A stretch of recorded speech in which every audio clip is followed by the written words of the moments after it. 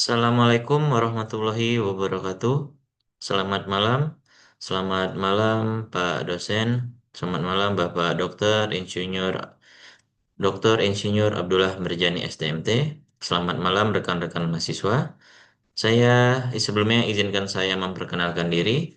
Saya Jeffrey Saputra dengan NPM 241014074, mahasiswa Universitas Riau Kepulauan, jurusan Teknik Industri. Malam ini ingin mempresentasikan ujian akhir semester untuk mata kuliah perencanaan eksperimen. Di sini saya mengambil tema tentang factorial design. Adapun bagian satu, adapun latar belakang eksperimen ini saya lakukan adalah permasalahan teknis atau industri. Dalam proses produksi sering terdapat lebih dari satu faktor yang mempengaruhi kualitas hasil, misalnya suhu, waktu proses, dan tekanan. Jika faktor-faktor tersebut diuji secara terpisah, maka interaksi antar faktor tidak dapat diketahui secara jelas. Hal ini dapat menyebabkan pengambilan keputusan yang kurang optimal dalam pengendalian proses. Tujuan utama eksperimen ini ialah untuk mengetahui pengaruh masing-masing faktor terhadap variabel respon, kemudian mengidentifikasi interaksi antar faktor, kemudian menentukan kombinasi level faktor yang menghasilkan respon optimal. Kedua, untuk desain eksperimen, faktor, level, dan variabel respon. Eksperimen ini menggunakan desain faktorial penuh dengan rincian sebagai berikut.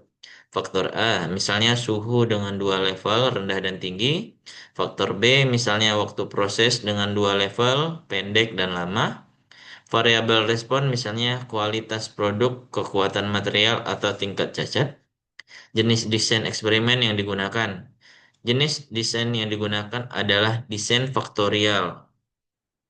Dua level factorial design atau factorial design, di mana seluruh kombinasi level faktor diuji. Setiap kombinasi perlakuan direplikasi untuk meningkatkan keandalan hasil eksperimen. Alasan pemilihan desain. Desain faktorial dipilih karena mampu menganalisis pengaruh utama atau main effect dan interaksi antar faktor secara simultan, lebih efisien dibanding metode one factor at a time. Kemudian cocok untuk tahap eksplorasi secara proses. Ketiga, analisis statistik. Output utama dari Minitab yang relevan.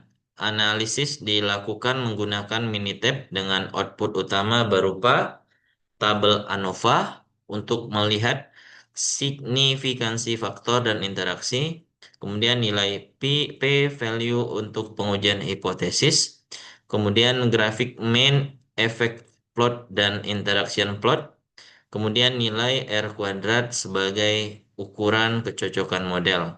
Interpretasi hasil analisis statistik. Berdasarkan hasil ANOVA, faktor yang memiliki p-value kurang dari 0,05 dinyatakan berpengaruh signifikan terhadap variabel respon. Interaksi faktor yang signifikan menunjukkan bahwa pengaruh satu faktor bergantung pada level faktor lainnya. Model regresi yang dihasilkan memiliki nilai R kuadrat yang tinggi sehingga dapat menjelaskan variasi data dengan baik. Bagian 2, refleksi kritis fokus untuk kelas 7A.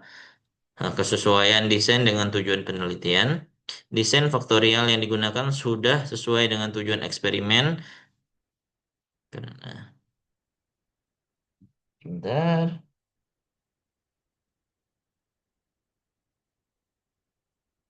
Kemudian kita masuk ke soalnya. Di sini saya mengambil contoh soal dari bab 5, yaitu soal 5.17, yang dimana soalnya yaitu gunakan uji Tuke untuk menentukan faktor tekanan mana yang berbeda secara signifikan untuk data pada soal 5. 3.8. Ini kita masuk ke langkah-langkahnya. Untuk langkah-langkahnya, langkah pertama yaitu buka aplikasi Minitab, buat worksheet satu, kemudian input data. Seperti ini, saya sudah di dalam aplikasi Minitab. Kemudian saya masukkan data dari tabel di soal ke dalam worksheet Minitab seperti ini. Ada kolom glass, kolom temperatur, dan kolom light output sesuai dengan yang ada di soal. Seperti berikut. Kemudian langkah kedua, kita jalankan two-way ANOVA-nya. Nah, langkah-langkahnya seperti berikut. Pilih Start, ANOVA, General Linear Model, Fit General Linear Model. Kita lakukan Start, ANOVA, pilih General Linear Model, kemudian pilih Fit General Linear. Kita pilih Fit General Linear Model, maka akan muncul tampilan seperti berikut. Dari instruksinya, kotak dialog respon isi dengan like output, untuk faktor isi dengan gelas dan temperatur. Seperti ini. Respon kita isi dengan like output, select.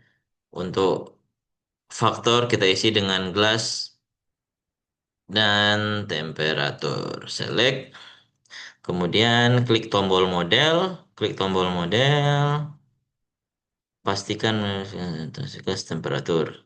Pastikan model memuat efek utama gelas dan temperatur. Oke, sudah ada. Kalau sudah ada kita oke kan.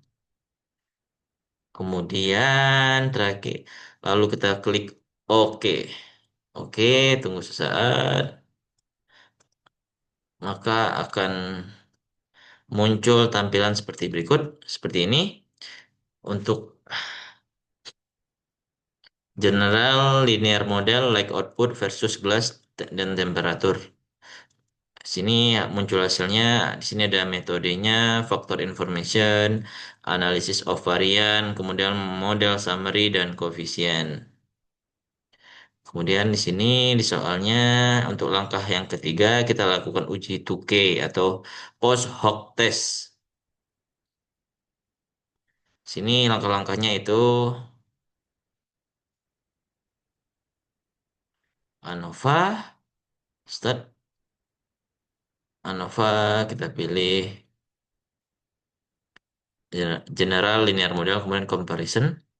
Kemudian di sini untuk temperatur kita checklistkan temperatur, kemudian kita oke kan, akan muncul seperti ini. Ini untuk comparison for like output. Ini dia. Maka dari kesimpulan akhir soal 517, berdasarkan uji toke, semua level temperatur 100, 125, dan 150 berbeda secara signifikan seperti yang ditampilkan. Kemudian level dengan temperatur 150 menghasilkan output cahaya tertinggi, diikuti oleh 125, lalu dengan 100. Artinya, menaikkan suhu secara signifikan meningkatkan keluaran cahaya pada tabung osiloskop. Mungkin sekian dari saya. Kita kembali ke ini, ke bagian duanya. Ini, oke, mungkin itu yang bisa saya lakukan. Kurang dan lebih saya mohon maaf. Sekian. Wassalamualaikum warahmatullahi wabarakatuh.